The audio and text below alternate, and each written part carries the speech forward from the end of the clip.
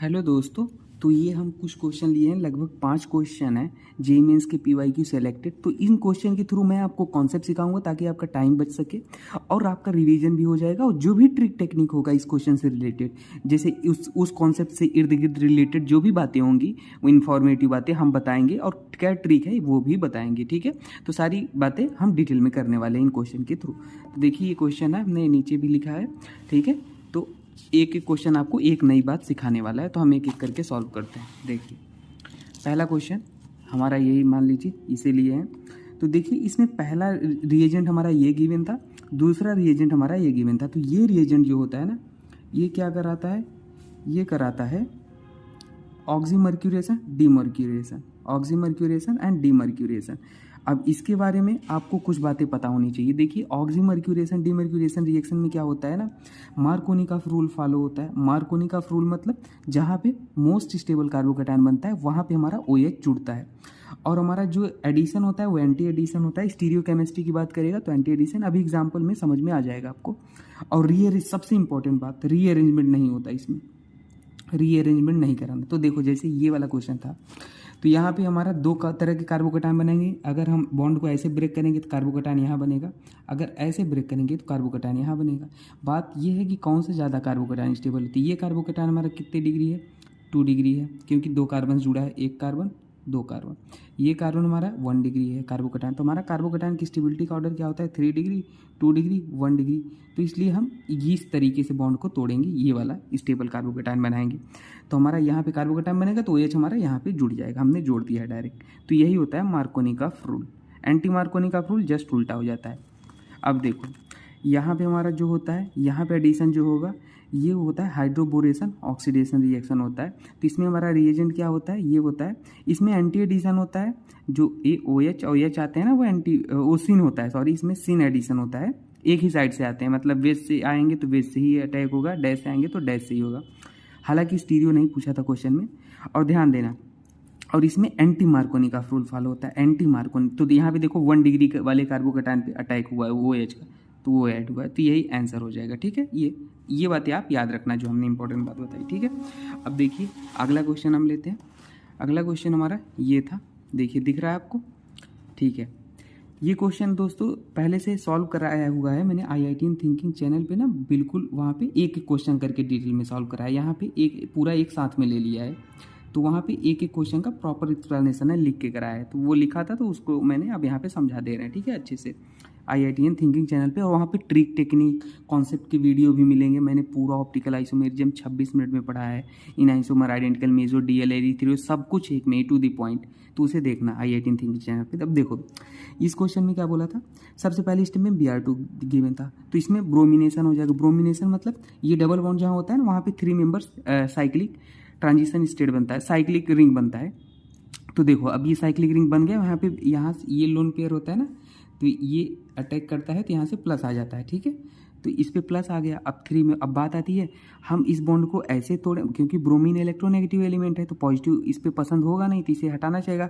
तो अगर बॉन्ड ऐसे ब्रेक हो सकता है, ऐसे ब्रेक हो सकता है। अब देखो कॉन्सेप्ट ऑफ एरो पता है ना, अगर ऐसे ब्रेक होता है ये आगे साइड नेगेटिव होता है, जहाँ ये रो है पीछे साइड पॉजिटिव होता है। अगर ऐसे ब्रेक होगा तो यहाँ नेगेटिव आएगा, नेगेटिव पॉजिटिव मिलके हट जाएगा। लेकिन बात आती है हम इसको भी तो ऐसे कर सकते हैं।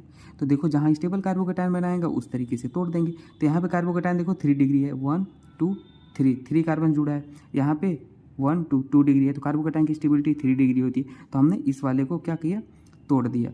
ऐसे तोड़ दिया तो ये वाला यहाँ लटक गया। ठीक है, समझ आए। और ये वाला ब्रोमीन फिर से जाके यहाँ अटैक किया। अब देखो अगले स्टेप हमारा CH3OH था। CH3OH यहाँ पे वो न्यूक्लियोफाइल काम करेगा, यहाँ से जाके यहाँ पे अटैक करेगा। यहाँ क्यों नहीं किया, क्योंकि यहाँ पे स्टेबल कार्बोकैटायन फिर बनता अगर ये हटेगा। तो ये यहाँ अटैक किया, ये बाहर हो गया, एलिमिनेट हो गया। अब देखो अगले स्टेप में HI गिवन था।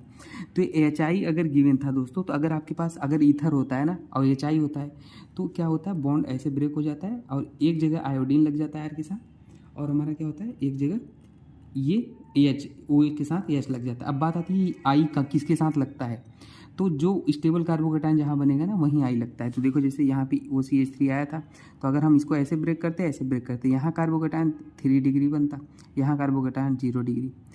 ठीक है ना, तो कौन ज़्यादा स्टेबल, मतलब ये वाला ज़्यादा स्टेबल था। तो इसलिए हमने I को वहाँ स्टेबल कार्बोकैटायन पे यहाँ पे जोड़ दिया। देख रहे हो, यहाँ पे जोड़ दिया। और यहाँ पे H को जोड़ दिया है ये, ठीक है ना, यहाँ पे OCH3 कर दिया और इसको हमने जोड़ दिया, ठीक है। बाकी full video IIT thinking channel पे अपलोड है, वहाँ पे देख लेना, ठीक है।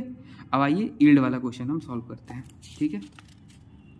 देखिए यील्ड वाला क्वेश्चन ये गिवन था, ये रिएक्शन गिवन था, आपको बोला था the percentage yield for first के लिए यील्ड गिवन था 60%, ये फर्स्ट रिएक्शन। सेकेंड रिएक्शन के लिए यील्ड 50% था, तो पूछा था ओवरऑल यील्ड कितना होगा। तो देखो यील्ड का सिंपल हमने जो रिएक्शन गिवन था लिख लिया हमने, दिख रहा है। देखो इसका 1 मोल था, कुछ नहीं गिवन है भाई, तो 1 मोल ही है इसके, इसका भी 1 मोल, इसका भी 1 मोल। तो अगर 1 मोल से 1 मोल बन रहा है भाई, तो n मोल से n मोल बनेगा, n मोल से n मोल बनेगा। अब देखो अब क्लाइमेक्स सीन यहाँ पे आएगा, ध्यान देना, क्या बोला है द परसेंटेज यील्ड फॉर 60%, तो पहले के लिए 60% गिवन था। तो अगर n मोल से n मोल, तो ये 1 से 1 बना, n से n बना, लेकिन ये कह रहा है 60% n बन रहा है, तो क्या 60% ऑफ n का कितना बनना चाहिए n, लेकिन बना 60%, तो 60% ऑफ n का 60%, तो परसेंटेज में 60/100 इंटू n, ये हो गया। अगर ये हो गया, अब ध्यान देना यहाँ से 1 बन रहा था, n से n बनेगा, तो यहाँ पे 0.6 से 0.6 बनेगा, लेकिन बना कितना है 50% बना है, ध्यान देना 50%, तो 0.6 का 50% कर लिए 50/100, तो ये 0.3n आ गया। अब ध्यान देना, तो यही 0.3 आ गया। अब इसको परसेंटेज में कन्वर्ट कर लिए, तो अब ध्यान देना परसेंटेज यील्ड बराबर जो फार्मूला होता है ना, वो ऑब्जर्व्ड होता है अपॉन थ्योरेटिकल होता है। ऑब्जर्व मतलब जो हमने ये ऑब्जर्व्ड किया, ठीक है। थ्योरेटिकल मतलब स्टार्टिंग में कितना था, n मोल था, स्टार्टिंग वाला यहाँ से आ रहा है ना, इसी को लेके हम चल रहे हैं, तो स्टार्टिंग में n मोल था, तो थ्योरेटिकल हमारा n था, तो 0.3n upon n into 100 divide कर देंगे तो 30% आ जाएगा यील्ड का सवाल, ठीक है। तो आंसर हो गया।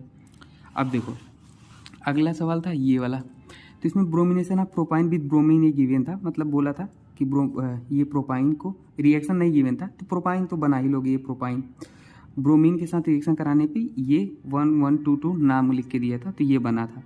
तो बोला था कि इसका यील्ड जो है ना 27% है ये रिएक्शन में।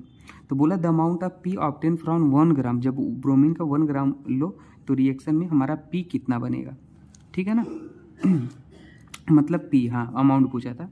तो अब देखो सबसे पहले तो आपको यहाँ पे 2 ब्रोमीन लेना था, ये कैसे पता चला, क्योंकि यहाँ पे 4 ब्रोमीन थे ना, टेट्रा था, तो एक बार ब्रोमीन लेते तो 2 ब्रोमीन जुड़ता, 2 बार लिए तो इसलिए 4 जुड़ा है, तो ये बात तो हमें ध्यान देना था।